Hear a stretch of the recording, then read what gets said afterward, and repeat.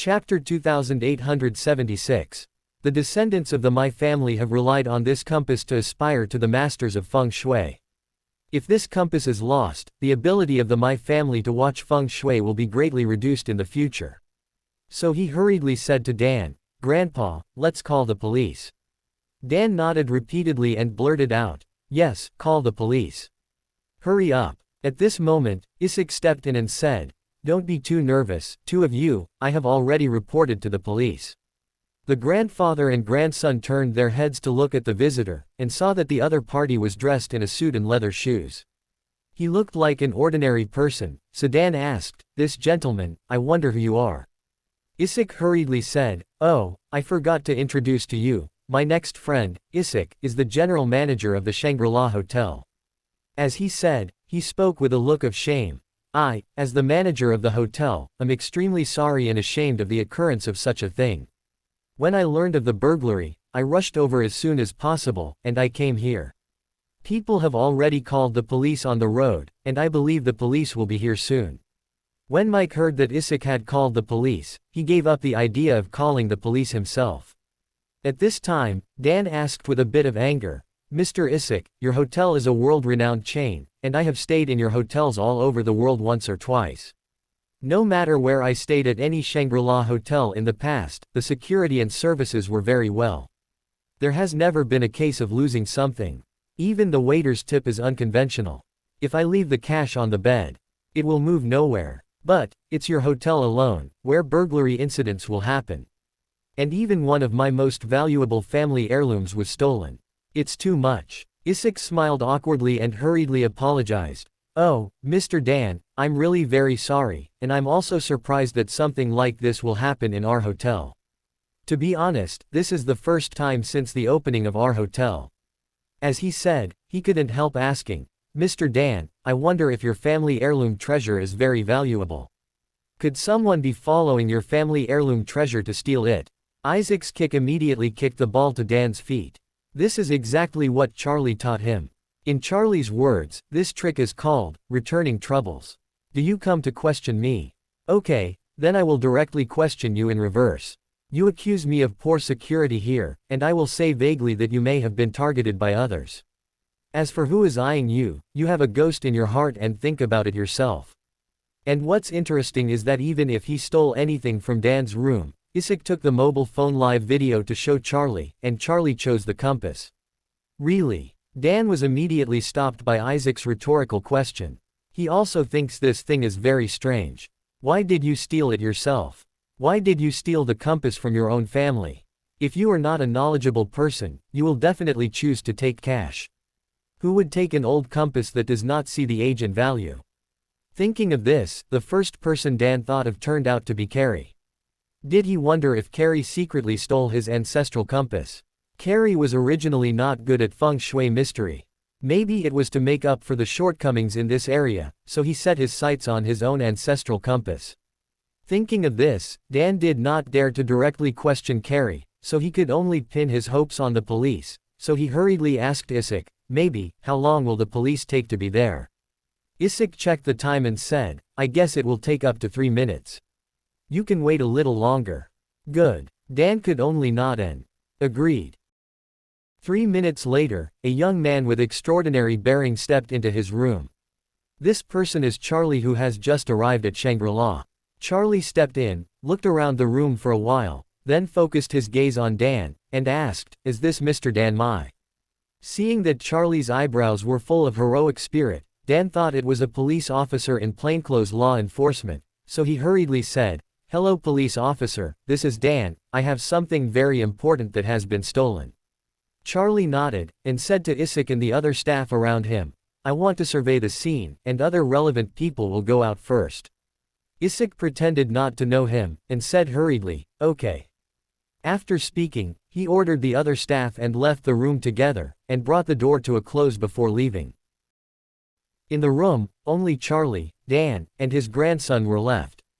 Seeing that Issac had closed the doors, Dan couldn't help asking Charlie, "Mr. Police Officer, are you the only one in your police this time?" Charlie looked at Dan, and suddenly said with a somewhat grim expression, "Since there are no outsiders, then I will open the skylight to speak up." I am not a police officer. I am looking for you because I have something to tell you.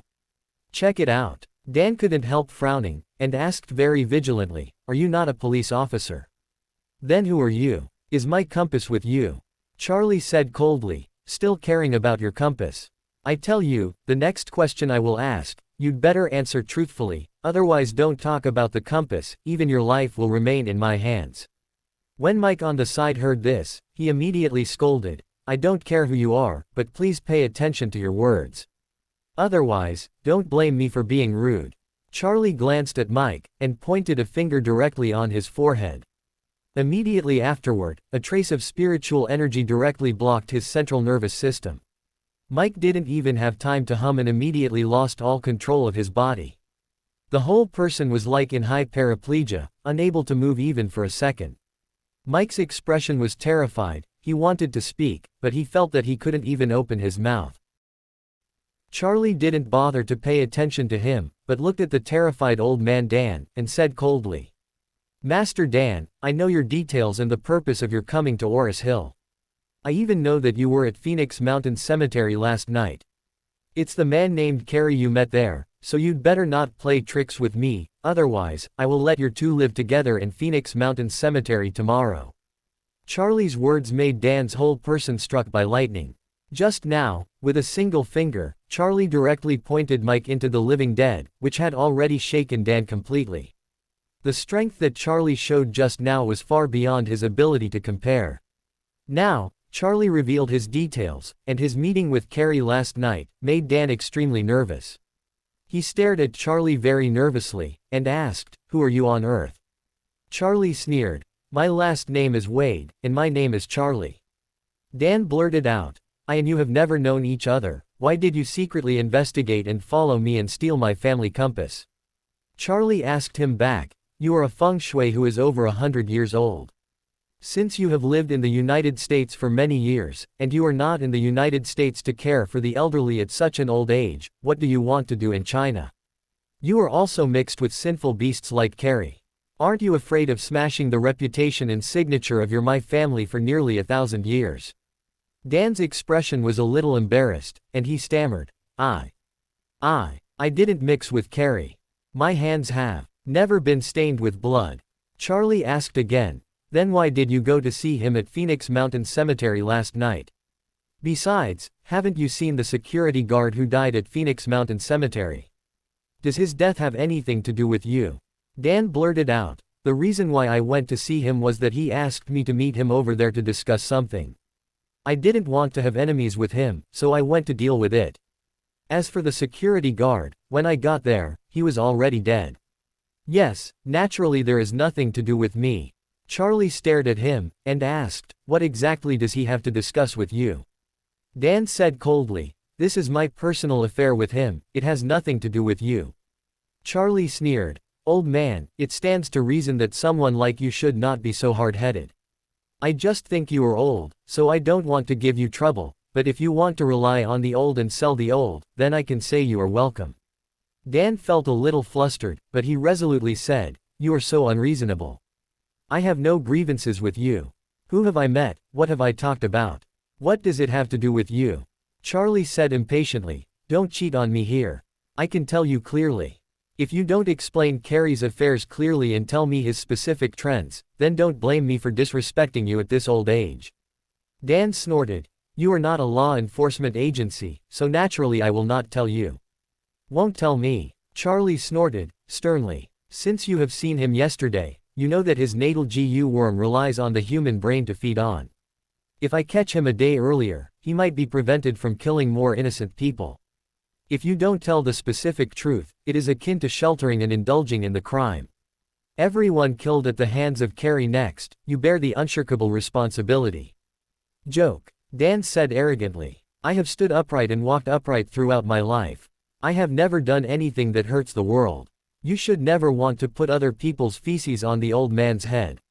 Even in the world, in front of the police, I am innocent. Charlie said with contemptuous sarcasm. I know what old things like you think. People like you are most often talking about it. Everyone sweeps the snow before the door, and doesn't care about others' tiles.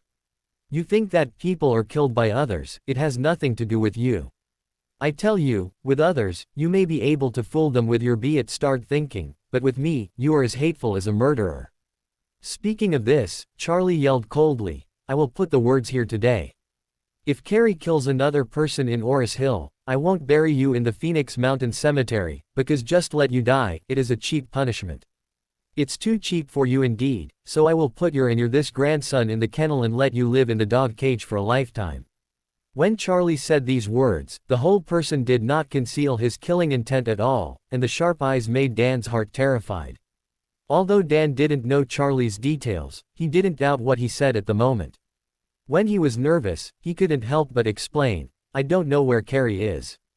This person's location is uncertain and he travels alone. He contacted me when I went to Phoenix Mountain yesterday and let me pass. Charlie said coldly, so, you should have his contact information, then find a way to help me ask him out. Dan couldn't help saying, this matter has nothing to do with me. I don't want to be involved in this at all. If you have any enmity with him, it is the matter of the two of you. Please don't involve me in it. The big deal is that we will leave tonight. It's just that I don't have anything to do with China anymore. Dan had seen Cary's ability, so he didn't want to be an enemy of him at all. In case he really helped the young man in front of him to find the whereabouts of Cary, the young man is not Cary's opponent in any sense to him. Not only would this young man have to die, but he would also have no good end. Since childhood, his most abiding life creed is to ignore and not get nosy. As long as he has no interest in matters, he doesn't want to be involved, so he doesn't want to be involved in the grievances between Charlie and Cary. Seeing that the old guy didn't get in, Charlie sneered, and said, no wonder when this country was in trouble, you guys who understand Feng Shui, went abroad. As the saying goes, it doesn't matter. Hang up high, talking about you unscrupulous people. What kind of righteousness and good morals are all just shish? Tea in your eyes. Dan was reprimanded by Charlie. Although his face was a little embarrassed, he still said stiffly. As the saying goes, the tree fell and the horses were scattered. Back then, so many people went abroad. Everyone had their own ambitions, and it was impossible to say who would treat the other wrong. Not to mention, today is a society ruled by law. As long as everything follows the law and within the legal framework, you are a good citizen. After speaking, Dan looked at Charlie and said sharply, on the contrary, it is you. If you dare to restrict my personal freedom, then you are bending the law and breaking the law.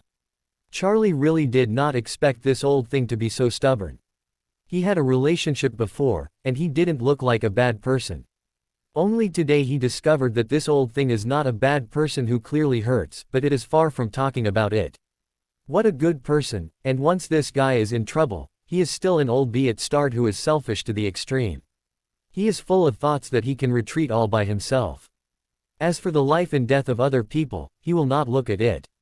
So Charlie nodded his head coldly, and said lightly, interesting, you are afraid of getting nosy. I am nosy, so if you fall into my hands, there is no possibility of retreating from the whole body. I will take it first. You go to visit the kennel. After the tour, you can tell me if you want to get involved or not.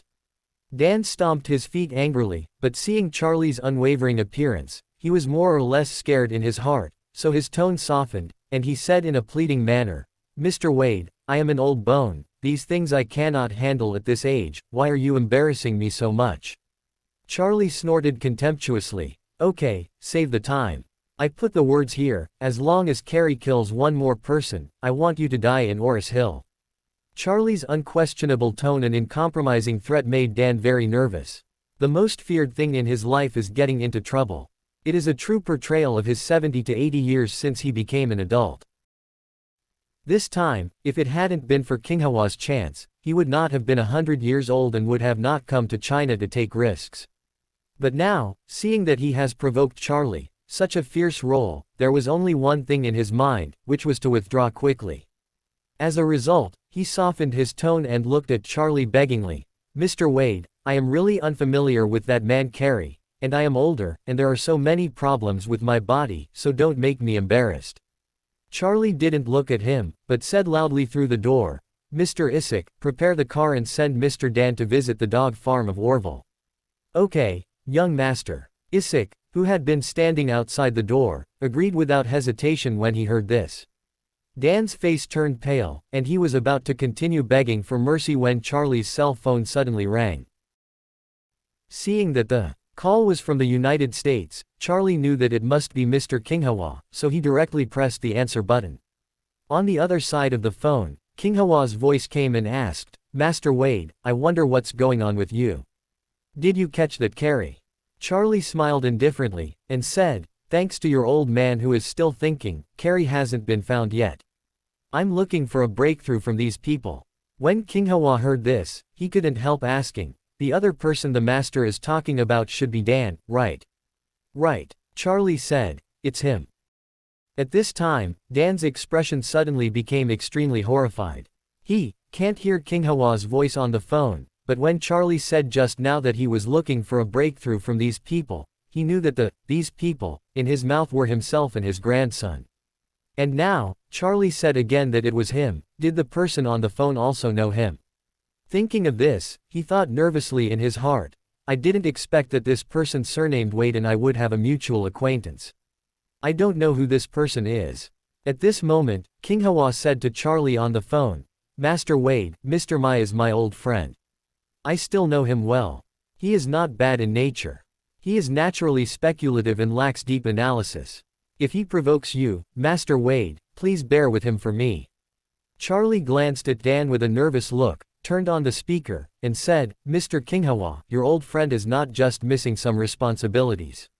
I have planned to keep him in Oris Hill and reflect on it." Qinghua exclaimed, "Master Wade, what's going on?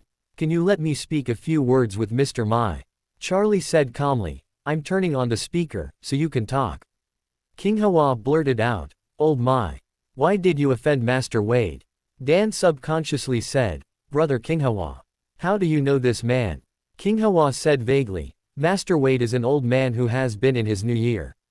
Dan hurriedly pleaded, "Brother Qinghua, please tell this young master clearly that I don't want to involve myself in the affairs of Cary. As we know each other for many years, ask him to just let Mike and me leave Oris Hill." When Qinghua heard this, he couldn't help sighing, and said, "Mr. Mai, that Cary did evil in Oris Hill. Master Wade will bring him to justice. You must help if you feel reasonable. How can you do this at this time? Flee now, when he needs you." Dan said bitterly, "Brother Qinghua, my Lois is buried in my eyebrows. How could he be the opponent of Cary? That person is very good at GU art and extremely dangerous. Fortunately, I saved my life." Charlie said at this time, "Mr. Qinghua, you have also heard that this person is as timid as a mouse and has no responsibility. Naturally, I can't just let him go. If he helps me catch Cary, I will forgive him. He will live, but if he is stubborn and allows Cary to continue to harm the people, then I will kill him." Dan was anxious and blurted out, "How can you be so cruel? I have been in friendship with Brother Qinghua for many years, so don't you just ignore your affection." As soon as Qinghua heard this, he immediately said, "Old Mai, you don't want to provoke Master or create discord here. I won't beg Master Wade to treat you for my sake." Dan originally wanted to take advantage of Qinghua's acquaintance to beg for lenient treatment. But he did not expect Qinghua to draw a line with him so directly, and immediately said indignantly, "Brother Qinghua. Are you starting to fall into trouble? Isn't it righteous?" Qinghua's tone became a little cold, and he said, "It's not that I am not righteous, but that I owe young master a great kindness, and I may not be able to pay it back in my life. How can I have the face to let him give me face?" Dan was shocked. He did not expect that Qinghua said so much. How can he owe him a great kindness to this young man before him, an old man who is over 100 years old? Isn't this too outrageous? Thinking of this, he suddenly thought of Qinghua's previous opportunity, and couldn't help asking, "Brother Qinghua, could your chance be related to this person?" Qinghua fell silent all at once. He can't say these words. Because he didn't want to go against Charlie's wishes and reveal his identity to the outside world. However, Qinghua's silence caused Dan to scream in his heart, and suddenly he blurted out nervously and asked, "Brother Qinghua. Your chance is really thanks to him, right?" Qinghua said vaguely, "I have no comment on this matter." Charlie said calmly, "Mr. Qinghua, since he wants to know so much, why not just say it?" When Qinghua heard this, he grimaced and said, "Hey, Mr. Mai, you are confused. You guessed it, Master Wade is the great benefactor who gave me the great of opportunities. You travel all the way to China to find opportunities, how can you still offended Master Wade?" Ah. Dan only felt 5 thunders over his head. Before, he repeatedly asked Qinghua about the details of his chances, but he always said that he must not reveal the identity of the benefactor, even his children and grandchildren. In Dan's view, Qinghua's chances were so great that he could reach the sky. At that time, Qinghua used the power of the whole country and failed to turn back time and live forever. But he went to China for 3 years and returned to the United States after 3 years.